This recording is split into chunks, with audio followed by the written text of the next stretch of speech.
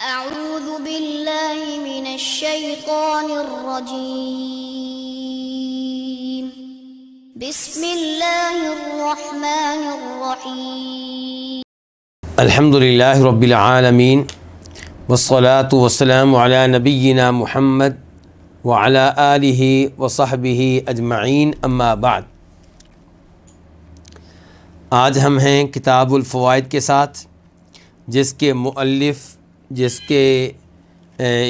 مؤلف ہیں امام ابن القیم رحمہ اللہ، امام ابن تیمیہ رحمہ اللہ کے خاص شاگرد۔ اور کتاب الفوائد کے بارے میں آپ جانتے ہیں کہ کتاب طرح طرح کے فوائد سے عبارت ہے، طرح طرح کے فوائد سے بری ہوئی ہے۔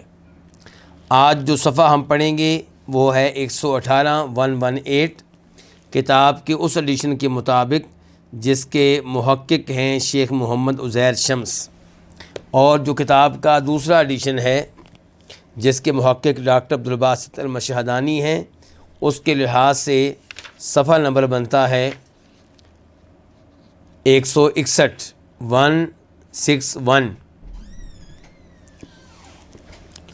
گزشتہ درس میں گفتگو ہوئی تھی اللہ رب العزت کے فرمان وقال الرسول یا ربی ان قوم اتخذوا هذا القرآن مہجورا، سورہ فرقان آیت نمبر 30 کے تعلق سے، کہ نبی علیہ الصلوۃ والسلام کہیں گے اے میرے رب، میری اس قوم نے قرآن کو چھوڑا ہوا، نظر انداز کیا ہوا بنا دیا تھا۔ تو امام صاحب نے ترک قرآن کی اقسام بیان کی تھی کہ کیسے کیسے قرآن کو نظر انداز کیا جاتا ہے، کیسے کیسے قرآن کو پس پش ڈالا جاتا ہے۔ آج ایک اور آیت کے تعلق سے وہ گفتگو کریں گے۔ آیت نمبر 2 ہے سورہ اعراف کی۔ اللہ تعالیٰ فرماتے ہیں کہ کتاب انزل الیک، یہ عظیم کتاب آپ کی طرف نازل کی گئی ہے، فلا یکن فی صدرک حرج منہ، تو آپ کے سینے میں اس بارے میں کوئی تنگی نہیں ہونی چاہیے۔ اس سے پتہ چلا کہ قرآن کے بارے میں کسی قسم کی تنگی ہمارے سینوں میں، ہمارے دلوں میں نہیں ہونی چاہیے۔ امام صاحب آج بیان کریں گے کہ کون کون لوگ ہیں جن کے دلوں میں قرآن کے تعلق سے تنگی رہتی ہے۔ چنانچہ وہ کہتے ہیں وَكَذَلِكَ الْحَرَجُ الَّذِي فِي الصُّدُورِ مِنْ، اسی طرح وہ تنگی جو سینوں میں پائی جاتی ہے منہ، قرآن کے تعلق سے، فَإِنَّهُ تَارَةً يَكُونُ حَرَجًا مِنْ إِنزَالِهِ وَكَوْنِهِ حَقًّا مِنْ عِنْدِ اللَّهِ، تو کبھی کبھی یہ تنگی قرآن کے اتارے جانے کے تعلق سے ہوتی ہے اور اس کے اللہ تعالیٰ کی طرف سے حق ہونے میں ہوتی ہے۔ یہ تنگی کن کے دلوں میں ہوتی ہے؟ کافروں کے دلوں میں۔ کافر یہ ماننے کے لیے تیار نہیں ہیں کہ یہ قرآن اوپر سے اترا ہے، قرآن یہ ماننے کے لیے تیار نہیں ہیں کہ یہ واقعی اللہ تعالیٰ کا کلام ہے۔ ان کا کیا کہنا تھا کہ یہ کلام محمد نے گھڑا ہے صلی اللہ علیہ وسلم، یہ پہلے لوگوں کی کہانیاں ہیں۔ وَقَالُوا أَسَاطِيرُ الْأَوَّلِينَ اكْتَتَبَهَا فَهِيَ تُمْلَى عَلَيْهِ بُكْرَةً وَأَصِيلًا، یہ پہلے لوگوں کے افسانے اور ان کی کہانیاں ہیں جن کو اس آدمی نے لکھ دیا ہے، اب صبح و شام اس کے سامنے پڑھی جاتی ہیں تاکہ اس کو یاد رہیں، اور پھر یہ اس کو وحی کہہ کر ہمارے سامنے پیش کرتا ہے، نعوذ باللہ من ذالک۔ تو قرآن کے تعلق سے یہ تنگی کن کے دلوں میں رہتی ہے؟ کافروں کے سینوں میں، ان کے دلوں میں۔ وَتَارَةً يَكُونُ مِنْ جِهَةِ مُتَكَلَّمٍ بِهِ أَوْ كَوْنِهِ مَخْلُوقًا مِنْ بَعْدِ مَخْلُوقَاتِ أَلْهَمَ غَيْرَهُ أَنْ تَكَلَّمَ بِهِ، اور کبھی کبھی یکون یہ ہوتی ہے، یہ کیا؟ یہ تنگی کس اعتبار سے؟ اس کے کلام ہونے کے اعتبار سے، کہ قرآن کلام ہے، کس کا؟ اللہ رب العزت کا، اللہ تعالیٰ کی صفت ہے کلام۔ اللہ نے کلام کیا، جبریل علیہ السلام نے اللہ تعالیٰ سے سنا، اور جبریل علیہ السلام نے اسے نبی علیہ الصلوۃ والسلام تک پہنچا دیا. یہ ہمارا عقیدہ ہے کہ اللہ کا کلام ہے, اللہ نے خود اسے پڑھا ہے, جبریل علیہ السلام نے اللہ تعالیٰ سے اسے سنا ہے. اور گمراہ لوگوں کا کیا عقیدہ ہے کہ قرآن اللہ کی صفت نہیں ہے, قرآن اللہ کا کلام نہیں ہے. قرآن میں جو کچھ ہے یہ اللہ تعالیٰ نے کسی اور مخلوق میں ڈال دیا, اس مخلوق نے کلام کیا, اس کو قرآن کہتے ہیں. گویا کہ معنی و مفہوم کس کی طرف سے؟ اللہ کی طرف سے, لیکن اس کو پڑھا کس نے, ادائیگی کس نے کی؟ کسی اور مخلوق نے. جیسے یہ لوگ کہتے ہیں کہ موسیٰ علیہ السلام جب طور پہاڑ پہ گئے تھے تو وہاں پہ آواز آئی تھی انی انا ربک, میں تیرا رب ہوں. تو کہتے ہیں کہ یہ کلام اللہ تعالیٰ نے نہیں کیا, یہ آواز کس سے آئی؟ درخت سے آئی. تو نعوذ باللہ درخت میں یہ جرت کہ وہ کہے کہ میں تمہارا رب ہوں, کتنا غلط عقیدہ ہے یہ. تو صحیح عقیدہ کیا ہے کہ قرآن مخلوق نہیں ہے. جیسے اللہ کا چہرہ مخلوق نہیں ہے, جیسے اللہ تعالیٰ کے ہاتھ مخلوق نہیں ہیں, ایسے ہی کلام بھی اللہ تعالیٰ کی صفت ہے, اللہ کی مخلوق نہیں ہے. امام احمد بن حنبل رحمہ اللہ نے اس عقیدے کی حفاظت کے لیے بڑی ماریں کھائی ہیں, جیل میں گئے ہیں, کوڑے برداشت کیے ہیں, کیونکہ اس زمانے کے حکمران گمراہ فرقوں کی باتوں میں آ کے یہ عقیدہ اپنا چکے تھے کہ قرآن اللہ کی مخلوق ہے, صفت نہیں ہے. امام احمد بن حنبل کا موقف یہ تھا کہ یہ اللہ کی مخلوق نہیں ہے بلکہ اللہ کی کیا ہے؟ صفت ہے. تو اب وہ لوگ جن کا غلط عقیدہ ہے, یہ عقیدہ کہ قرآن اللہ کی مخلوق ہے, ان کے سامنے جب وہ آیتیں آتی ہیں جن آیتوں سے پتہ چلتا ہے کہ قرآن اللہ کا کلام ہے, تو یہ آیتیں سن کے ان کے دلوں میں تنگی پیدا ہوتی ہے, ان کے دل تنگ ہونا شروع ہو جاتے ہیں.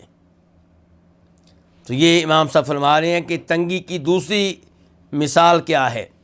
کہتے ہیں وَتَارَةً یکون, کبھی کبھی یہ تنگی ہوتی ہے من جہتی متکلم بہ, اس اعتبار سے کہ یہ کلام کیا ہوا ہے, او کونی مخلوقہ, یا یہ ایک مخلوق ہے, من بعد مخلوقات ہی, اللہ تعالیٰ کی کئی مخلوقات میں سے ایک مخلوق ہے, الہم غیرہ, اللہ تعالیٰ نے اسے ڈال دیا ہے اپنے غیر میں, ان تکلم بہ, وہ جو غیر ہے اس نے پھر اللہ نے اس کو غیر میں ڈال دیا تاکہ وہ کلام کرے, کہ وہ کلام کرے اس کے ساتھ اس نے کلام کیا. تو یہ کلام پھر اللہ تعالیٰ کا نہ ہوا ان لوگوں کے عقیدے کے اعتبار سے.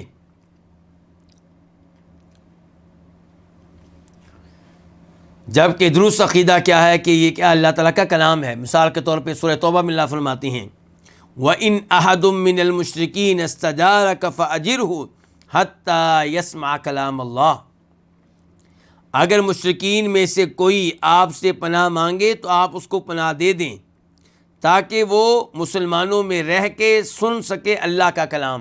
کس کا کلام؟ اللہ کا کلام, مخلوق کا کلام نہیں. قرآن کہہ رہا ہے یہ اللہ کا کلام ہے. تو اللہ تعالیٰ کلام کرتے ہیں, کلام کرنا خوبی ہے, کوئی عیب نہیں ہے. تو اللہ کی خوبیوں میں سے خوبی ہے, اللہ کی صفات میں سے ایک عظیم صفت یہ ہے کہ اللہ تعالیٰ کلام فرماتے ہیں. اور پورا قرآن پڑھ کر دیکھیں, بار بار آئے گا کہ اللہ نے یہ کہا, اللہ نے یہ کہا, اللہ نے یہ کہا. مثال کے طور پہ وَإِذْ قَالَ رَبُّكَ لِلْمَلَائِكَةِ إِنِّي جَاعِلٌ فِي الْأَرْضِ, إِنِّي جَاعِلٌ فِي الْأَرْضِ خلیفہ, جب تمہارے رب نے فرشتوں سے کہا, کلام کیا کہ میں زمین میں خلیفہ بنانے والا ہوں. تو اللہ تعالیٰ کلام فرماتے ہیں, اور قرآن اللہ کا کلام ہے, یہ اللہ کی مخلوق نہیں ہے. جنہوں نے اسے اللہ کی مخلوق قرار دیا وہ کون ہیں؟ ان میں سرفہرست کون ہے؟ معتزلہ.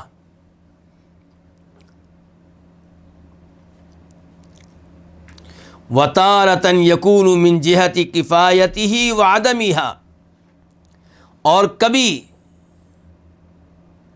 تنگی ہوتی ہے کئی لوگوں کے سینوں میں، کئی لوگوں کے دلوں میں، اس اعتبار سے کہ کفایت ہی کہ قرآن کافی ہے، وعدمیہا یا کافی نہیں ہے بلکہ ناکافی ہے۔ کیا مطلب؟ کیا قرآن قیامت تک آنے والے تمام انسانوں کی رہنمائی کے لیے کافی ہے؟ کیا قرآن ہر ملک اور ہر شہر میں لوگوں کی رہنمائی کے لیے کافی ہے؟ کیا قرآن تمام مسائل کا احاطہ کرنے کے اعتبار سے لوگوں کی رہنمائی کے لیے کافی ہے، یا نعوذ باللہ یہ کافی نہیں ہے؟ یہ ان لوگوں کے لیے مناسب تھا جو آج سے 400 سال پہلے نبی علیہ الصلوۃ والسلام کے زمانے میں تھے، اور موجودہ زمانے کے لیے قرآن نعوذ باللہ کافی نہیں ہے، بلکہ موجودہ زمانے میں اگر صرف قرآن ہوگا تو مسلمان کبھی کامیابی نہیں حاصل کر سکیں گے۔ مسلمانوں کے جج فیصلے نہیں کر سکیں گے، اس لیے ہمیں ضرورت ہے قرآن کے ساتھ ساتھ انگلش قانون کی، فرانسیسی قانون کی، اور ہماری پارلیمنٹ کے بنے ہوئے قوانین کی۔ کیا سوچ ہے آپ کی؟ تو جو سمجھتے ہیں کہ قرآن کافی ہے، ان کے دلوں میں کوئی تنگی قرآن کے تعلق سے نہیں ہے، وہ قرآن پہ مکمل مطمئن ہیں، وہ قرآن کے ساتھ سعادت مند ہیں۔ لیکن جو یہ خیال کرتے ہیں کہ قرآن ایک ناکافی کتاب ہے، ان کے دلوں میں قرآن کے تعلق سے کیا ہے؟ تنگی ہے۔ تو ہر مسلمان کا یہ عقیدہ ہونا چاہیے کہ قرآن قیامت تک تمام انسانوں کی رہنمائی کے لیے مکمل ضابطۂ حیات ہے۔ ہر ملک میں قرآن کریم ایک مکمل ضابطہ حیات ہے، اور ہر زمانے کے لوگوں کے لیے ایک مکمل ضابطہ حیات ہے۔ تمام مسائل کا اس نے احاطہ کیا ہے۔ قرآن میں کئی مسائل تفصیل سے بیان ہوئے ہیں، اور کئی تفصیل سے بیان نہیں ہوئے، اصول بیان ہو گئے۔ مثال کے طور پہ کوئی ہم سے کہے، اور لوگ کہتے بھی ہیں، کیا بھینس کا دودھ پینا حلال ہے؟ کیا بھینس کا گوشت کھانا حلال ہے؟ آپ کہتے ہیں کہ قرآن کافی ہے، تو بتائیے پھر یہ مسئلہ موجود ہے قرآن میں؟ تو ہم کہیں گے بھینس کا نام تو نہیں آیا، لیکن اصول اللہ نے دے دیا ہے۔ هو الذی خلق لکم ما فی الارض جمیعا، اللہ وہی ہے جس نے تمہارے لیے ہر وہ چیز پیدا کی ہے جو زمین کے اوپر ہے۔ تو زمین کے اوپر موجود ہر چیز ہمارے لیے حلال ہے، سوائے ان کے جن سے منع کر دیا گیا۔ تو بھینس زمین کے اوپر موجود ہے تو ہمارے لیے حلال ہے، قرآن نے یہ اصول دے دیا تھا۔ کوئی کہے جی تیجا، 7واں، 40واں برسی، عرس، عید میلاد النبی صلی اللہ علیہ وسلم، 10 محرم کو بطور غم کے اور ماتم کے منانا، ان چیزوں کو آپ بدعت قرار دیتے ہیں، کیا دلیل ہے؟ قرآن میں کہاں پہ آیا تیجا؟ ہم کہیں گے تیجے کا لفظ تو نہیں آیا، اصول بتا دیے گئے، کیا الیوم اکملت لکم دینکم، کہ دین مکمل ہو گیا ہے۔ تو جب دین مکمل ہے تو اس میں کسی اور چیز کے اضافے کی گنجائش نہیں ہے۔ تو قرآن ایک مکمل ضابطہ حیات ہے۔ قرآن میں کئی مسائل تفصیل سے آئے اور کئی اصول آ گئے۔ کہیں پہ قرآن نے یہ کہہ دیا کہ نبی علیہ السلام کی بات ماننی ضروری ہے، اطیعوا اللہ و اطیعوا الرسول، اللہ کی بات ماننی بھی ضروری ہے، اللہ کے رسول کی بھی۔ تو اس کا مطلب یہ ہے کہ قرآن بتا رہا ہے کہ احادیث کو لینا واجب ہے۔ تو قرآن و حدیث دونوں مل کر ایک مکمل ضابطہ حیات ہیں۔ تو امام صاحب کہتے ہیں کہ کئی لوگوں کے دلوں اور کبھی کبھی تنگی کیا ہوتی ہے؟ من جہت کفایتہ وعدمہ، قرآن کے کافی ہو جانے کے اعتبار سے، وعدمہ، اور ناکافی ہونے کے اعتبار سے، وَأَنَّهُ لَا يَكْفِي الْعِبَادِ، اور یہ کہ یہ قرآن بندوں کے لیے کافی نہیں ہے، بل ہم محتاجون معہ، بلکہ بندے جو ہیں محتاج ہیں، معہ قرآن کے ساتھ ساتھ، الی المعقولات، عقلی اصولوں کے، جیسا کہ کئی ایسے امام گزرے ہیں جو کہتے ہیں کہ قرآن سے قرآن کی آیات سے ہمیں یقینی باتیں معلوم نہیں ہوتی ہیں۔ یقینی باتیں کہاں سے معلوم ہوتی ہیں؟ ہماری عقل سے۔ تو یہ لوگ کہہ رہے ہیں کہ لوگ محتاج ہیں قرآن کے ساتھ ساتھ الی المعقولات، حکمت، فلسفہ اور منطق کی باتوں کے، اوی الاقیسہ یا قیاس کے۔ اور قیاس، واقعی ہم قیاس کے محتاج ہیں، لیکن قیاس کی طرف رہنمائی خود قرآن و حدیث نے کی ہے، لیکن درست قیاس، غلط قیاس نہیں۔ وہ قیاس نہیں جو قرآن کی آیت کے مقابلے میں ہو، وہ قیاس نہیں جو حدیث کے مقابلے میں ہو۔ اوی الاراء، یا لوگ محتاج ہیں قرآن کے ساتھ ساتھ لوگوں کے، اماموں کے، بزرگوں کے آراء، ان کی آراء، ان کے اقوال، ان کے فتاویٰ کے، اوی سیاساتی یا سیاسی امور کے۔ تو جو لوگ یہ خیال کریں کہ قرآن ناکافی ہے اور اس قرآن کے ساتھ ساتھ ضرورت ہے عقلی اصولوں کی اور ایسے قیاس کی جو فاسد ہو، ایسی آراء، اقوال اور فتاویٰ کی جو قرآن و حدیث سے ٹکرا رہے ہوں، اور سیاسی امور کی، تو ان کے دل قرآن پہ کیسے مطمئن ہو سکتے ہیں؟ ان کے دلوں میں قرآن کے تعلق سے تنگی رہے گی۔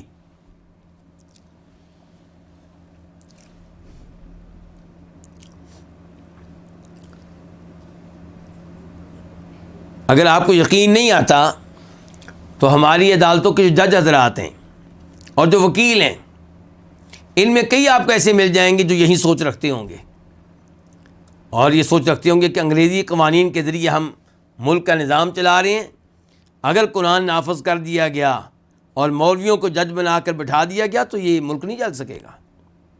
نعوذ باللہ من ذالک۔ جبکہ آپ کے سامنے زندہ مثال ہے سعودی عرب۔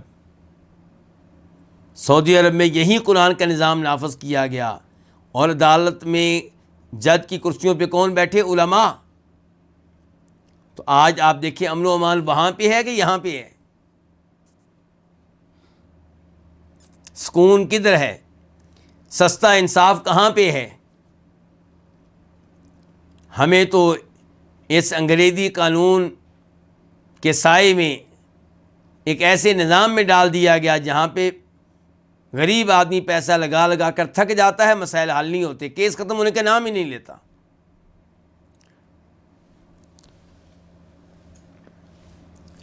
امام صاحب فرماتے ہیں وَتَارَةً يَكُونُ مِن جِهَةِ دِلَالَتِهِ وَهَلْ أُرِيدَ بِهِ حَقَائِقُهُ الْمَفْهُومَةُ مِنْهُ عِنْدَ الْخِطَابِ أَوْ أُرِيدَ بِهِ تَأْوِيلُهَا وَإِخْرَاجُهَا عَنْ حَقَائِقِهَا إِلَى تَأْوِيلَاتٍ مُسْتَكْرَهَةٍ مُشْتَرَكَةٍ۔ اور کبھی کبھی تنگی ہوتی ہے، کہاں پہ؟ لوگوں کے سینوں میں۔ کس کے بارے میں؟ قرآن کے بارے میں۔ کہتے ہیں کبھی کبھی یہ تنگی ہوتی ہے قرآن کی دلالت کے اعتبار سے، وَهَلْ أُرِيدَ بِهِ، اور اس اعتبار سے کہ کیا قرآن سے مراد حقائقہ المفہومۃ منہ، اس کے وہ حقائق ہیں جو قرآن سے سمجھ آتے ہیں، عند الخطابی، جب قرآن پڑھا جائے، جب قرآن کی تلاوت کی جائے، جب قرآن میں اللہ ہمیں مخاطب کریں۔ او ارید بہ، یا قرآن کریم سے مراد تعویلھا، تعویل ہے کن کی؟ قرآن کے حقائق کی۔ وَإِخْرَاجُهَا، اور اس سے مراد یہ ہے کہ قرآن کو نکالا جائے، قرآن کو نکالا جائے، قرآن کے حقائق کو نکالا جائے، اِلَى تَأْوِيلَاتٍ مُسْتَكْرَهَةٍ، کبھی ترین تعویلات کی طرف، مشترکہ، جو ایک جیسی ہوں۔ یہاں پہ امام صاحب کیا کہنا چاہتے ہیں؟ کہتے ہیں کہ لوگ قرآن کے تعلق سے دو طرح کے ہیں۔ پہلے دو طرح کے ہیں کہ قرآن پہ ایمان لانا ہے کہ نہیں لانا۔ جو ایمان لاتے ہیں ان کے دلوں میں تنگی نہیں ہوگی، جو ایمان نہیں لاتے ان کے دلوں میں قرآن کے تعلق سے تنگی ہوگی۔ جب بھی قرآن سنیں گے ان کو ٹینشن لگ جائے گی، حتیٰ کہ وہ کہہ اٹھیں گے وقال الذین کفروا لا تسمعوا لهذا القرآن، قرآن کو سننا نہیں ہے، جادو چل جائے گا، والغوا فیہ، شور شرابہ کرنا ہے، لعلکم تغلبون، تاکہ تم غالب آ جاؤ۔ تو یہ لوگ قرآن کی تلاوت سن کے ہی ان کے سینوں میں، دلوں میں تنگی پیدا ہو جاتی ہے۔ اور دوسرے نمبر پہ قرآن کیا اللہ کی مخلوق ہے، یہ اللہ کی صفت ہے؟ جو قرآن پہ ایمان لاتے ہیں، اسے اللہ کی صفت سمجھتے ہیں، ان کے دلوں میں تنگی نہیں ہوگی، لیکن ان کے دلوں میں تنگی ہوگی جو قرآن کو مخلوق قرار دیتے ہیں۔ جب وہ ایسی آیتیں سنتے ہیں جن سے پتہ چلتا ہے کہ قرآن تو اللہ کا کلام ہے، تو دلوں میں تنگی تو پیدا ہوگی۔ نمبر 3، کیا قرآن کافی ہے لوگوں کی رہنمائی کے لیے؟ یہ ناکافی۔ جو سمجھتے ہیں کہ قرآن کریم کافی ہے، ان کے دلوں میں تنگی نہیں ہوگی، وہ تو مطمئن ہوں گے قرآن کے اوپر، ان کو تو سکون ملتا ہے، قرآن سے راحت ملتی ہے۔ اور جو یہ سمجھتے ہیں کہ قرآن ناکافی ہے، تو ان کے دلوں میں قرآن کے تعلق سے کیا ہوگی؟ تنگی ہوگی۔ اب جو ابھی ہم نے پڑھا ہے وہ یہ ہے کہ قرآن کے الفاظ، ان کا جو معنی مفہوم ہے، کیا اسے ظاہر پہ محمول کیا جائے گا یا اس کی تعویل کی جائے گی؟ مثال کے طور پہ جب اللہ تعالیٰ قرآن میں تذکرہ کرتے ہیں اپنے ہاتھوں کا اور کہتے ہیں کہ خلقت بیدی، کہ میں نے آدم علیہ السلام کو اپنے دونوں ہاتھوں سے پیدا کیا ہے۔ اب ہاتھوں سے مراد کیا ہوتے ہیں جی؟ ہاتھ، ایسے ہی ہے نا، یہ ظاہری معنی ہو گیا اس لفظ کا۔ تو کیا اب یہاں پہ اس کا ظاہری معنی ہی مراد لینا ہے یا اس کی تعویل کرنی ہے اور یہ کہنا ہے کہ ہاتھوں سے مراد اللہ کی قدرت ہے، ہاتھوں سے مراد اللہ کی نعمتیں ہیں؟ کیا کرنا ہے یہاں پہ؟ جو قرآن کو ظاہر پہ محمول کرے گا وہ سکون میں رہے گا، وہ اطمینان میں رہے گا، وہ سعادت میں رہے گا، اور جو قرآن کی تعویلیں کرے گا، ظاہری معنی کو ریجیکٹ کرے گا، وہ قرآن کے تعلق سے تنگی میں رہے گا، پریشانی میں رہے گا۔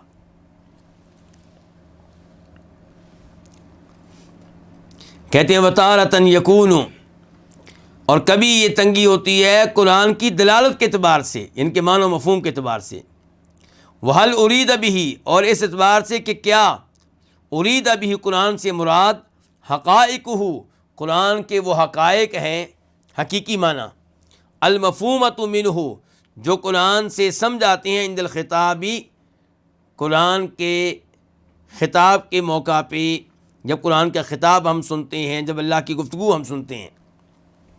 او ارید بہ، یا قرآن سے مراد کیا ہے؟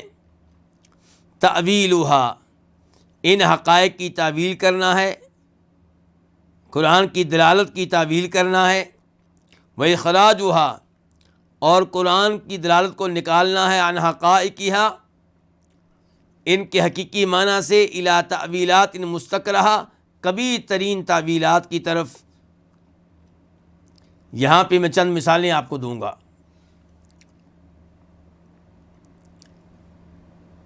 اور اس کے لیے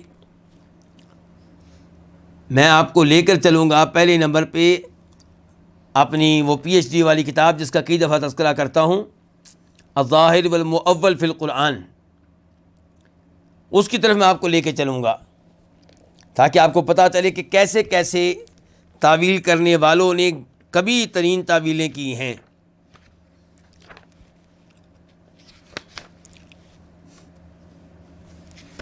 اس کتاب میں اللہ کی توفیق سے میں نے تذکرہ کیا ہے ان گروہوں کا جو تعویل کرنے میں بہت آگے نکل گیا، قرآن کی تعویل کرنے میں، حقیقی معنی کا انکار کرنے میں، ظاہری معنی کا انکار کرنے میں، اور تعویل کرنے میں بہت آگے نکل گیا۔ ان میں سر فہرست ہیں فلسفی۔ ہمارے ہاں فلسفیوں کو بہت اچھا سمجھا جاتا ہے، جبکہ فلسفی دو طرح کے ہیں، فلاسفہ دو طرح کے ہیں۔ فی الحال میں فلاسفہ کے پہلے گروہ کا تذکرہ کروں گا، آگے چل کے دوسرے گروہ کا تذکرہ بھی آئے گا۔ یہ لوگ کہتے ہیں کہ اللہ تعالیٰ کلام، اللہ نے کبھی کوئی کلام نہیں کیا۔ ایسا قرآن میں اللہ تعالیٰ کہتے ہیں وَكَلَّمَ اللَّهُ مُوسَىٰ تَكْلِيمًا، اللہ نے موسیٰ علیہ السلام سے کلام کیا، لیکن نہیں، یہ نہیں مانتے، اس کی تعویل کرتے ہیں۔ آخرت کے حقائق کا انکار کرتے ہیں اور ان کی تعویلیں کرتے ہیں.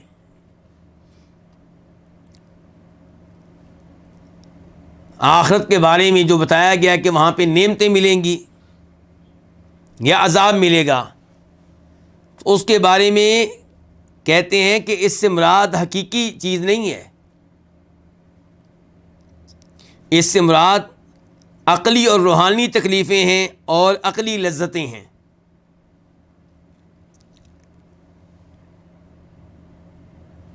ایسے ہی فرشتوں کو حقیقت میں یہ نہیں مانتے. فرشتوں کے بارے میں عربی میں لفظ کیا آتا ہے؟ ملائکہ، اس کی تعویل کرتے ہیں. جنوں کو نہیں مانتے، جنت کو نہیں مانتے، جہنم کو نہیں مانتے، قیامت کو نہیں مانتے. روز قیامت انسانوں کو اٹھایا جائے گا جسم و روح سمیت، اس کو نہیں مانتے. یہ کون تھے؟ فلاسفہ. آگے آپ آ جائیں جہمیوں کی طرف، جو اللہ تعالیٰ کے ناموں اور صفات کا انکار کرتے ہیں اور اس بات کا انکار کرتے ہیں کہ اللہ تعالیٰ کو آخرت میں دیکھا جائے گا، دیکھنا ممکن ہوگا. یہ لوگ قرآن کو مخلوق مانتے ہیں. ان کا عقیدہ یہ ہے کہ اللہ تعالیٰ کلام نہیں کرتا. اچھا، اب ان کی تعویل دیکھیں. سورہ نساء آیت نمبر 164 164 اللہ تعالیٰ کہتے ہیں وَكَلَّمَ اللَّهُ مُوسَىٰ تَكْلِيمًا، اللہ تعالیٰ نے موسیٰ علیہ السلام سے کلام کیا. تو یہ نہیں مانتے کہ اللہ کلام کرتا ہے. تو ایسی آیات پہ آ کے ان کو مصیبت پڑ جاتی ہے، ان کے سینوں میں وہ تنگی پیدا ہو جاتی ہے جس کا ہم تذکرہ اس وقت کر رہے ہیں، امام القیم رحمہ اللہ کر رہے ہیں. تو پھر یہاں پہ انہوں نے کیا کیا؟ یہاں پہ ان کو زور لگانا پڑا. آیت کا سادہ سا مفہوم ہے کہ وَكَلَّمَ اللَّهُ، اللہ نے کلام کیا موسیٰ سے، موسیٰ علیہ السلام سے تکلیما، حقیقی معنوں میں کلام. لیکن یہ کیا کہتے ہیں؟ نہیں، اس سے مراد یہ ہے کہ اللہ نے کسی فرشتے کو حکم دیا تو فرشتے نے موسیٰ علیہ السلام سے کلام کیا.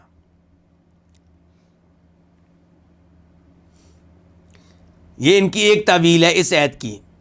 دوسری تعویل کیا کی کہ کہتے ہیں آپ وَكَلَّمَ اللَّهُ نہ پڑھیں، آپ پڑھیں وَكَلَّمَ اللَّهَ، یعنی کہ اللہ نے موسیٰ علیہ السلام سے کلام نہیں کیا، موسیٰ علیہ السلام اللہ سے کلام کرتے رہے.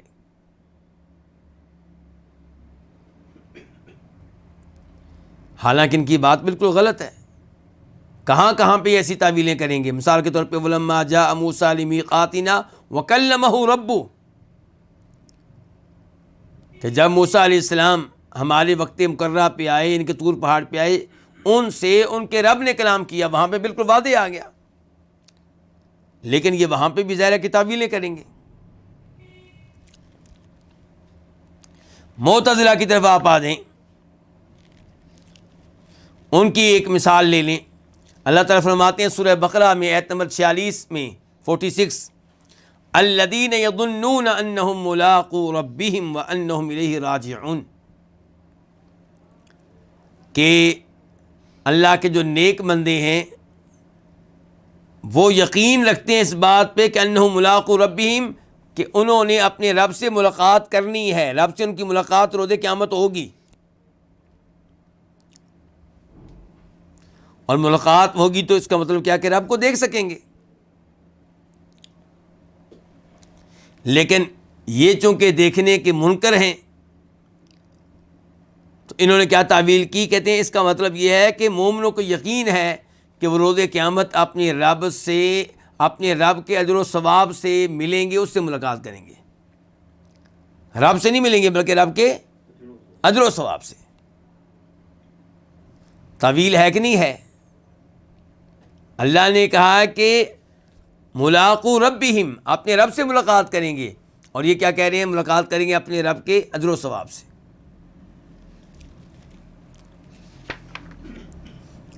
اشاعرہ کی طرف آ جائیں.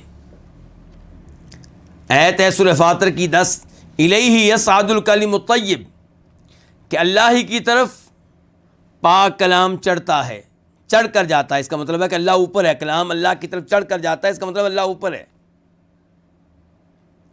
تو اب یہ لوگ چونکہ اللہ کے اوپر ہونے کو نہیں مانتے تو انہوں نے اس آیت کی کیا تعویل کی کہ کلام حقیقی معنوں میں اوپر نہیں جاتا، مراد یہ کہ اللہ تعالیٰ کلام کو قبول کر لیتا ہے. یعنی کہ جو ہم اچھا کلام کرتے ہیں، اللہ کا ذکر کرتے ہیں، تلاوت کرتے ہیں، اس کو اللہ قبول فرماتا ہے۔ حقیقی معنوں میں ہمارا کلام اوپر جاتا نہیں ہے، ہمارا ذکر اوپر نہیں جاتا۔ تعویل کر ڈالی۔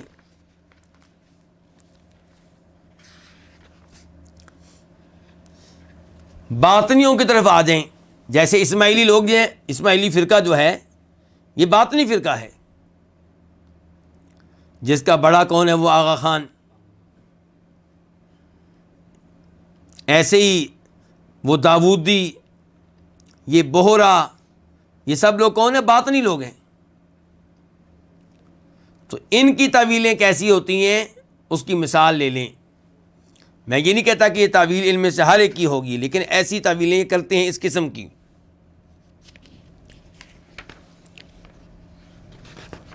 صوفیوں میں بھی باطنی پائے جاتی ہیں۔ سورہ طٰہٰ آیت نمبر 24 اذهب الى فرعون انه طغى، اللہ تعالیٰ کہہ رہے ہیں موسیٰ علیہ السلام سے کہ آپ فرعون کی طرف جائیں، یقیناً وہ بہت سرکش بن چکا ہے۔ انہوں نے اس کی گندی ترین کبھی ترین تعویل کی، کہتے ہیں کہ فرعون سے مراد ہے اپنا دل، کہ آپ اپنے دل کی طرف جائیں، اپنے دل کا رخ کریں، اس کی اصلاح کریں، اس میں بڑی سرکشی پیدا ہو چکی ہے۔ بھی کہاں فرعون، کہاں اپنا دل؟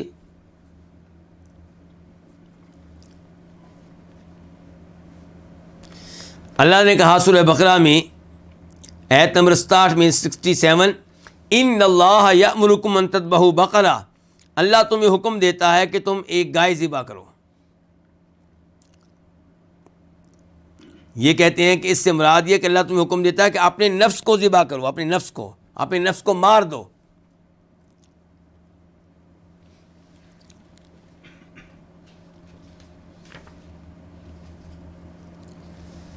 رافضیوں کی طرف آ جائیں، رافضیوں کی تعویل۔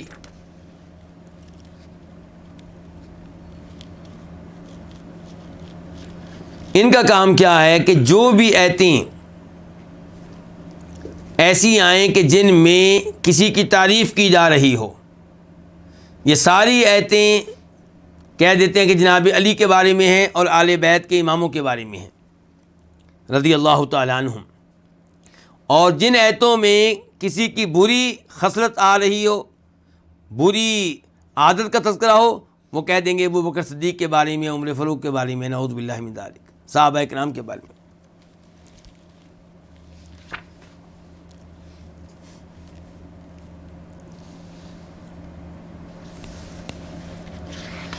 تو ان مثالوں سے کچھ نہ کچھ آپ کو اندازہ ہوا ہوگا کہ کس قسم کی تعویلیں کی گئی ہیں۔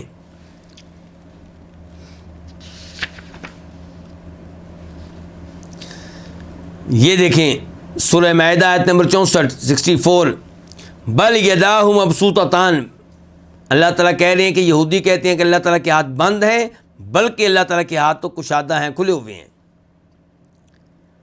تو کیا تعویل کی گئی؟ یہ ہاتھوں سے مراد ہے کہ اللہ تعالیٰ کا رزق، حقیقی ہاتھ مراد نہیں ہے۔ ہمارا عقیدہ کیا ہے؟ ہاتھوں سے مراد حقیقی ہاتھ ہیں، لیکن اللہ تعالیٰ کے ہاتھ کیسے ہیں ہم کیفیت نہ ہم نے جانتے ہیں، نہ ہم بیان کر سکتے ہیں، لیکن ہم تشبیہ بھی نہیں دیں گے۔ ہم یہ نہیں کہیں گے کہ انسانوں کی طرح کے ہیں، ہم کہیں گے اللہ کے ہاتھ ویسے ہیں جیسے اللہ کے لائق ہیں، جیسے وہ عظیم ہے ایسے اللہ تعالیٰ کے ہاتھ بھی عظیم ہیں۔ ان کی کیفیت نہ ہم جانتے ہیں، نہ ہم تصور کر سکتے ہیں، نہ ہم سوچ سکتے ہیں کہ کیسے ہیں۔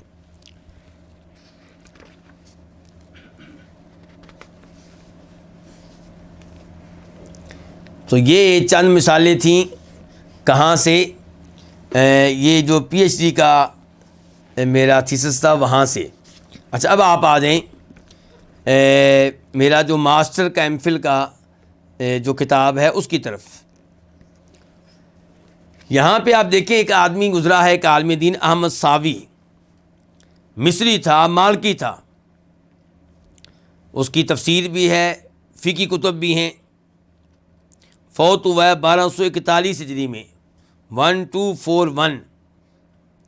یہ ایک جگہ پہ کیا کہہ رہا ہے دیکھیں، کہتا ہے ولا یجوز تقلید ما عدا المذاہب الاربعہ، جو 4 مشہور مذہب ہیں حنفی، مالکی، شافعی، حنبلی، ان کے علاوہ کسی اور کی تقلید کرنا جائز نہیں ہے۔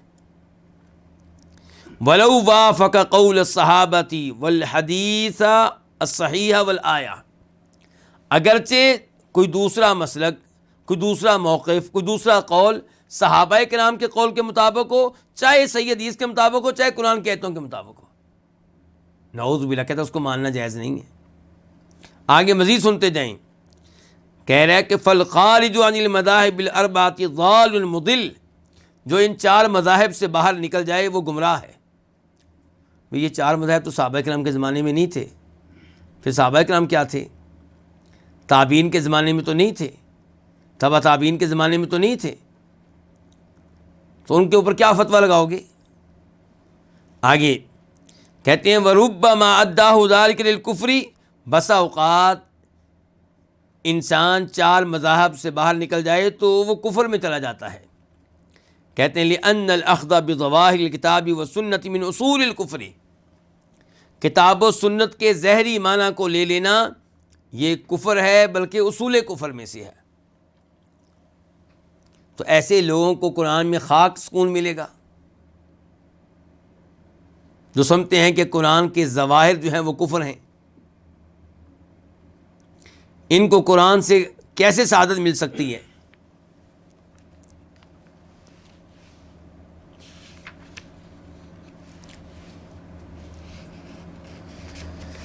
یہ دیکھیں رافضیوں کی تفاسیر میں سے ایک تفسیر کہ اللہ نے قرآن میں کہا ہے نا سورہ رحمان میں مرج البحرین یلتقیان، کہ دو سمندر آپس میں ملتے ہیں، مثال کے طور پہ ایک نمکین اور ایک میٹھا۔ اللہ کی قدرت ہے کہ بینہما برزخ لا یبغیان، دونوں کے درمیان ایک آڑ ہے، وہ آپس میں ملتے نہیں ہیں۔ یخرج منہما اللؤلؤ والمرجان، ان دو سمندروں سے، میٹھے نمکین سمندروں سے موتی نکلتے ہیں۔ اچھا اب رافضیوں کی طرف آ جائیں، کہتے ہیں کہ دو سمندروں سے مراد جناب علی اور سیدہ فاطمہ ہیں، اور ان کے درمیان جو آڑ ہیں اس سے مراد نبی علیہ الصلوۃ والسلام ہیں۔ ان دونوں سے موتی نکلتے ہیں، اس سے مراد حسن و حسین ہیں۔ اب دیکھیے ان چیزوں کا کیا تعلق ہے قرآن کی تفسیر سے۔ تو یہ وہ ہے جس کے بارے میں ہمارے امام صاحب کیا کہہ رہے ہیں کہ عجیب و غریب اور قبیح ترین تعویلیں کی گئیں۔ تو جو ایسی تعویلیں کرتے ہیں جو قرآن کے ظاہر پہ مطمئن نہیں ہیں، جو قرآن کے حقیقی معنی پہ مطمئن نہیں ہے، انہیں قرآن سے سکون کیسے مل سکتا ہے؟ انہیں قرآن سے سعادت کیسے مل سکتی ہے؟ ان کو قرآن کی وجہ سے ان کے سینوں میں تنگی رہے گی۔ امام صاحب فرماتے ہیں وَتَارَةً يَكُونُ مِنْ جِهَةِ كَوْنِ تِلْكَ الْحَقَائِقِ وَإِنْ كَانَتْ مُرَادَةً فَهِيَ ثَابِتَةٌ فِي نَفْسِ الْأَمْرِ أَوْ أَوْهَمَ أَنَّهَا مُرَادَةٌ لِضَرْبٍ مِنَ الْمَصْلَحَةِ۔ وَتَارَةً، اور کبھی کبھی تنگی ہوتی ہے اس اعتبار سے کہ قرآن کے یہ حقائق، یہ حقیقی معانی، قرآن کے یہ حقائق اگرچہ مراد ہیں، لیکن کیا یہ حقیقی معنوں میں یہ چیزیں ثابت ہیں؟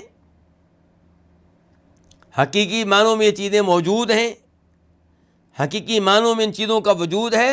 اوہما، یا وہم میں ڈالا ہے اللہ تعالیٰ نے، یہ قرآن نے، کہ انہا مرادتن، کہ یہ چیزیں مراد لی گئی ہیں مصلحت میں سے کسی مصلحت کی وجہ سے۔ مجھے پتہ ہے کہ فی الحال آپ کو بات سمجھ نہیں آئی ہے۔ آئیے یہی کتاب جس کا تذکرہ میں نے پہلے کیا ظاہر والمؤول، اس کا صفحہ نمبر 128 ذرا دیکھیے گا۔ وہی فلاسفہ کا میں نے کہا تھا نا کہ فی الحال میں فلاسفہ کے ایک گروہ کا تذکرہ کر رہا ہوں جو کیا کرتے ہیں، تعویل کرتے ہیں، اور یہ گروہ جو ہے جو تعویل کرنے والا ہے یہ بہت گمراہ ہے، لیکن دوسرے کے مقابلے میں پھر بھی اچھا ہے۔ لیکن فلاسفہ کا دوسرا گروہ بہت ہی خطرناک، ان میں سے ابن سینا بھی ہیں۔ ابن سینا جو ہیں یہ کن فلسفیوں میں سے؟ خطرناک قسم کے فلسفیوں میں سے، عقیدے کے لحاظ سے۔ اور ایسے ہی فارابی،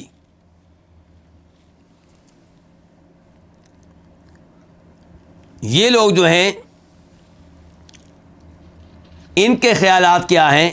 یہ کہتے ہیں کہ نبی علیہ الصلوۃ والسلام نے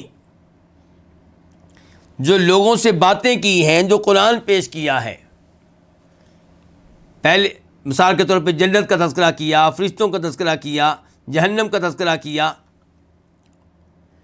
تو فلاسفہ کے پہلے گروہ نے کہا تھا کہ ہم ان چیزوں کو نہیں مانتے، تو پھر جنت سے مراد کیا ہے اس کی کوئی تعویل کر لیں گے، جہنم سے مراد کیا ہے اس کی کوئی تعویل کر لیں گے۔ دوسرے گروہ نے کہا کہ نہیں، نبی علیہ الصلوۃ والسلام نے، اللہ تعالیٰ نے یہ چیزیں جو بیان کی ہیں، یہ انہوں نے لوگوں کو ایک تصور دیا تاکہ لوگ شرارتیں نہ کریں، ایک دوسرے کے اوپر ظلم و زیادتی نہ کریں، یعنی کہ کوئی جہنم نہیں ہے، لیکن جہنم کے تذکرے کیوں کیا گیا؟ تاکہ لوگ جو ہیں گناہوں سے بعد آ جائیں، کسی کے اوپر ظلم نہ کریں، زیادتی نہ کریں۔ کوئی جنت کا وجود نہیں ہے، خیالی چیز ایسے ہی، یعنی کہ نبی علیہ السلام کو بھی پتا تھا کہ حقیقت میں یہ نہیں ہے، اللہ کو بھی پتا ہے، گویا کہ نعوذ باللہ جھوٹ بولتے رہے، نعوذ باللہ اللہ تعالیٰ اور اللہ کے رسول کیا بولتے رہے؟ جھوٹ بولتے رہے۔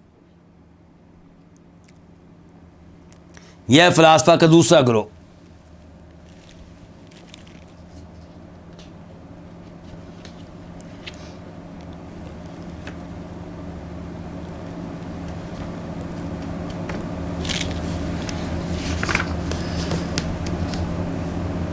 اب دیکھیں،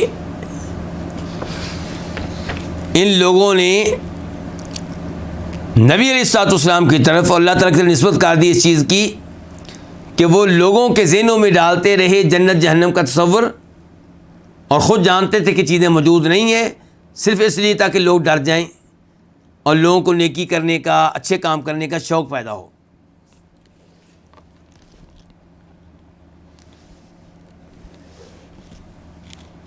القواعد التفسیریہ کی دوسری جلد صفحہ نمبر 253، وہاں پہ ذرا ایک عبارت دیکھیے گا فلاسفہ کے تعلق سے۔ اللہ تعالیٰ نے قرآن میں کیا کہا تھا کہ جنات تجری من تحت الانہار، جنت میں کیا ہے؟ نہریں چلتی ہیں، ایسے باغات ہیں جن کے نیچے سے کیا چلتی ہیں؟ نہریں۔ یہ کیا کہتے ہیں؟ یہ فلاسفہ یہ کہہ رہے ہیں کہ لیس ہناک لا انہار ولا اشجار، کوئی نہریں نہیں، کوئی درخت نہیں، وانما هو مثل اللذۃ والسعادہ، یہ تو لذت اور سعادت کی مثال بیان کی گئی کہ وہاں پہ بڑا مزہ آئے گا بس۔ اور ارکعوا واسجدوا، سورہ حج میں اللہ نے کہا تھا نا ارکعوا واسجدوا، کہتے ہیں کہ کوئی سجدہ نہیں، کوئی رکوع نہیں، بس اس کا مطلب یہ ہے کہ تعظیم ہونی چاہیے، اللہ تعالیٰ کی تعظیم ہونی چاہیے۔ تو یہ وہ چیزیں ہیں جن کا امام القیم رحمہ اللہ یہاں پہ تذکرہ کر رہے ہیں۔ اب دیکھیں دوبارہ سے، اب امید ہے کہ آپ اس عبارت کو سمجھ سکیں گے۔ کہتے ہیں وَتَارَةً، اور کبھی کبھی یکون، وہ ہوتی ہے، وہ کیا؟ قرآن کے تعلق سے تنگی، من جہتی دلالتہ، قرآن کی دلالت کے اعتبار سے، معنی و مفہوم کے اعتبار سے، وَهَلْ أُرِيدَ بِهِ، اور اس اعتبار سے کہ کیا قرآن سے مراد حقائقہ، اس کے وہی حقائق ہیں جو اس سے سمجھ میں آتے ہیں عند الخطابی، جب قرآن سنا جائے، جب قرآن میں اللہ میں مخاطب کرتے ہیں۔ کیا جنت سے مراد واقعی باغات ہیں؟ کیا نہر سے مراد کہ جنت میں نہریں ہیں، کیا اس سے مراد واقعی نہریں ہیں؟ او ارید به تعویلها واخراجها عن حقائقها الى تعویلات مستقلہ، یا پھر قرآنی حقائق سے مراد تعویلیں ہیں، تعویل کی جائے اور کبھی ترین تعویلیں کی جائیں۔ تو اب جو قرآن پڑھے اور جنت کے الفاظ پڑھے اور جنت کا تذکرہ پڑھے اور اس کا عقیدہ یہ ہے کہ جنت ہے ہی نہیں، جہنم کا تذکرہ پڑھے اور اس کا عقیدہ یہ کہ جہنم ہے ہی نہیں، اس کو خاک سکون ملے گا قرآن سے؟ اس کو کیسے سعادت مل سکتی ہے قرآن سے؟ اس کو روحانگی کیسے ملے گی قرآن سے؟ اس کو تازگی کیسے ملے گی قرآن سے؟ بالکل نہیں ملے گی۔ بلکہ وہ یہ آیتیں سن کے پریشان ہوگا کہ کیا یہ فضول باتیں نعوذ باللہ کی جا رہی ہیں۔ ایسی آیتیں سن کر اس کے دل میں تنگی پیدا ہوگی، وہ چاہے گا تلاوت روک دی جائے۔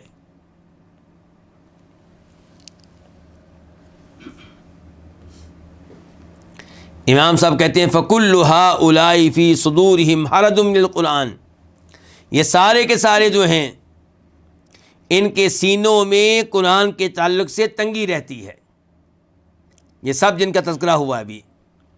وَهُمْ يَعْلَمُونَ ذَلِكَ مِن نُفُوسِهِمْ، اور وہ اس چیز کو جانتے ہیں اپنے اپنے نفس سے، ان کو پتہ ہے اپنے اپنے نفس کے بارے میں کہ ہمارے دلوں میں کیا ہے۔ وَيَجِدُونَهُ فِي صُدُورِهِمْ، اور اس کو وہ محسوس کرتے ہیں اپنے سینوں میں، کس چیز کو؟ قرآن کے تعلق سے تنگی کو، گھٹن کو۔ کہتے ہیں وَلَا تَجِدُ مُبْتَدِعًا فِي دِينِهِ قَطُّ إِلَّا وَفِي قَلْبِهِ حَرَجٌ مِّنَ الْآيَاتِ الَّتِي تُخَالِفُ بِدْعَتَهُ، اور آپ نہیں پائیں گے کسی ایسے شخص کو جو اپنے دین میں بدعات کا ارتکاب کرنے والا ہو، قطو کبھی بھی نہیں آپ پائیں گے، مگر اس کے دل میں تنگی ہوگی ان آیات کے تعلق سے جو اس کی بدعت کے مخالف ہیں۔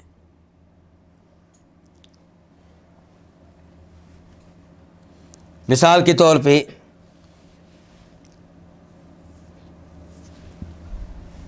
عید میلاد النبی منانے والا جب یہ آیت پڑھے گا الیوم اکملت لکم دینکم، کہ دین تو اللہ کہتے ہیں میں نے مکمل کر دیا تھا، تو یہ آیت پڑھ کر اسے تنگی محسوس ہوگی،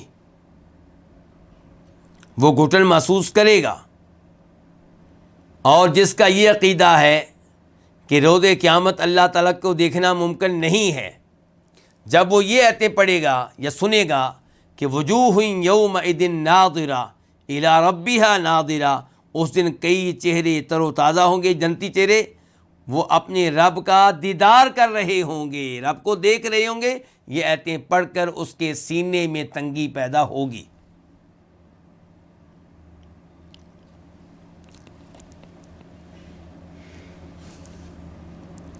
کما انک لا تجد ظالما فاجرا الا وفی صدرہ حرج من الآیات التي تحول بینہ وبین ارادتی، جس طرح کہ آپ کسی ظالم فاجر کو، فاسق کو نہیں پائیں گے مگر اس کے سینے میں تنگی ہوگی ان آیات کے بارے میں جو اس کے مابین اور اس کے ارادے کے مابین حائل ہو جاتی ہیں۔ اب تذکرہ کس کا ہوا ہے؟ ظالم لوگوں کا، فاسق لوگوں کا، کہ یہ بھی قرآن کی تلاوت سن کے تنگی محسوس کرتے ہیں جب وہ آیتیں سنتے ہیں جو ان کے ارادوں کے سامنے کیا بن جائیں؟ رکاوٹ بن جائیں۔ مثال کے طور پہ فاسق و فاجر انسان، شراب پینے والا انسان، جب وہ یہ آیت سنے گا کہ یا ایھا الذین آمنوا انما الخمر والمیسر والانصاب والازلام رجس من عمل الشیطان، اے ایمان والو شراب، جوا، یہ چیزیں کیا ہیں؟ گندی چیزیں ہیں، شیطان کا یہ عمل ہیں، ان کو چھوڑ دو۔ تو یہ آیتیں سن کر اسے سکون نہیں ملے گا، اسے تنگی محسوس ہوگی۔ ایسے ہی وہ آدمی جو منصوبے بنا رہا ہے کہ میں نے وراثت میں سے اپنی بہنوں کو حصہ نہیں دینا، میں نے اس کے اوپر قبضہ کر لینا ہے، جب اس کے سامنے وراثت والی آیتیں پڑھی جائیں اور اگر عربی نہیں جانتا تو ان کا ترجمہ اور تفسیر پیش کی جائے تو یہ سن کر اس کے سینے میں کیا پیدا ہوگی؟ گھٹن، تنگی پیدا ہوگی، اسے سکون نہیں ملے گا۔ اور جس نے اپنی بہنوں کو وراثت دی، خوش دلی سے دی، وہ یہ آیتیں سنے گا تو اسے بڑی خوشی محسوس ہوگی کہ الحمدللہ میں نے ان کے اوپر عمل کیا، میرے رب کا حکم کتنا شاندار ہے۔ آپ حدود کی آیات کی طرف آ جائیں۔ مثال کے طور پہ وہ آیتیں جن میں آتا ہے کہ چوری کرنے والا مرد ہو یا چوری کرنے والی عورت ہو، ان کے ہاتھ کیا کرو؟ کاٹ ڈالو۔ جب مومن بندہ اللہ کی اطاعت کرنے والا یہ آیتیں سنے گا اس کو سکون محسوس ہوگا۔ کتنا شاندار نظام دیا ہے اللہ تعالیٰ نے مسلمانوں کو کہ چور کا ہاتھ کاٹ ڈالو۔ ایک آدمی کا ہاتھ کٹ جائے تو پورے ملک میں امن و امان پیدا ہو جائے گا، کسی کو چوری کرنے کی ضرورت پیدا نہیں ہوگی۔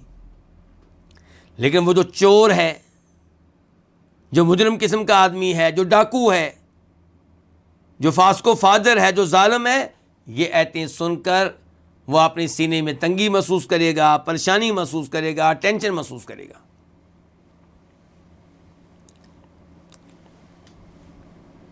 تو اسی طرح معاملہ ہے ہر ظالم کا، ہر فاجر کا۔ مثال کے طور پہ وہ آیتیں جہاں پہ کہا گیا ہے زنا کرنے والا مرد ہو یا عورت، ان کو 100 کوڑے مارو، یعنی کہ اگر وہ کیا ہیں؟ کنوارے ہیں۔ اب یہ آیتیں جب کوئی زانی سنے گا تو کیا اسے سکون ملے گا؟ نہیں، وہ اپنے سینے میں تنگی محسوس کرے گا، گھٹن محسوس کرے گا۔ تو امام صاحب کہتے ہیں کما انک لا تجد ظالما فاجرا، جیسا کہ آپ کسی ظالم اور فاجر کو نہیں پائیں گے مگر اس کے سینے میں تنگی ہوگی ان آیات کے بارے میں جو اس کے درمیان اور اس کے ارادے کے درمیان حائل ہو جاتی ہیں، رکاوٹ بنی ہوئی ہیں۔ فتتدبر هذا المعنی، امام صاحب کہتے ہیں کہ یہ چیز جو میں نے تمہارے سامنے رکھی ہے اس کے اوپر غور کرو، اس موضوع پہ غور کرو، اس چیز پہ غور کرو۔ ثم مرضى لنفسك بما تشاء، پھر اپنے لیے راضی ہو جاؤ اس پہ جس پہ تم چاہو۔ ہاں جی، کیوں جی؟ کس پہ راضی ہوں گے آپ؟ کیا آپ راضی ہوں گے اس بات پہ کہ آپ کے سینے میں قرآن کے تعلق سے تنگی رہے؟ نہیں، ہم تو اس بات پہ مطمئن ہوں گے کہ ہمارے دلوں میں قرآن کے تعلق سے کوئی تنگی نہ رہے۔ چنانچہ ہم قرآن پہ ایمان لائیں گے، اور ایمان لائیں گے کہ اوپر سے آیا ہے، ایمان لائیں گے اللہ کی طرف سے ہے، ایمان لائیں گے اللہ کا کلام ہے، اور ہم ایمان لائیں گے اس بات کی طرف کہ یہ کافی ہے لوگوں کی رہنمائی کے لیے۔ اس کے ہوتے ہوئے انگریزی قوانین کی، فرانسیسی قوانین کی، انسانی قوانین کی کوئی ضرورت نہیں ہے۔ اور اگر ہم چاہتے ہیں کہ دلوں میں خوشی آئے، اطمینان پیدا ہو، تو ہم ایمان لائیں گے کہ اللہ نے جو کہا ہے اس کا ظاہری معنی ہی مراد ہے، اس کا حقیقی معنی ہی مراد ہے، کسی تعبیر کی ہمیں کوئی ضرورت نہیں ہے۔ اور یہ کہ اللہ نے جو چیزیں آخرت کے بارے میں بیان کی ہیں اور دیگر چیزیں جو بیان کی ہیں وہ خیالی نہیں ہیں، وہ حقیقی ہیں۔ آدم علیہ السلام واقعی آئے تھے، واقعی ایک انسان گزرے ہیں، نوح علیہ السلام واقعی ایک انسان گزرے ہیں، واقعی ان کی قوم پہ عذاب آیا تھا، طوفان آیا تھا، اور واقعی کشتی پہ بیٹھے تھے، کئی اور لوگوں کو بھی انہوں نے بٹھایا تھا۔ یہ سب خیالی باتیں نہیں، حقیقی باتیں ہیں۔ تو اگر آپ کے یہ عقائد ہوں گے تو قرآن کی تلاوت سن کے آپ کو کیا ملے گا؟ سکون، راحت، سعادت، خوشی۔ اور اگر آپ کی سوچ ان تمام امور میں صراط مستقیم سے ہٹ کر ہوگی تو پھر قرآن کی تلاوت سنتے ہوئے آپ کو سعادت نہیں ملے گی، بلکہ پریشانی ہوگی، ٹینشن ہوگی، تنگی محسوس کریں گے آپ۔ آج یہیں پہ اکتفا کرتے ہیں۔ اللہ رب العزت سے دعا کرتے ہیں کہ اللہ تعالیٰ ہمیں قرآن پہ مطمئن رہنے کی توفیق عنایت فرمائے، اور قرآن کے ساتھ اپنا تعلق اللہ تعالیٰ ہمیں مزید مضبوط کرنے کی توفیق دے، اس کو سمجھنے کی توفیق دے۔ وصلی اللہ تعالیٰ علی نبینا محمد وعلی آلہ وصحبہ اجمعین۔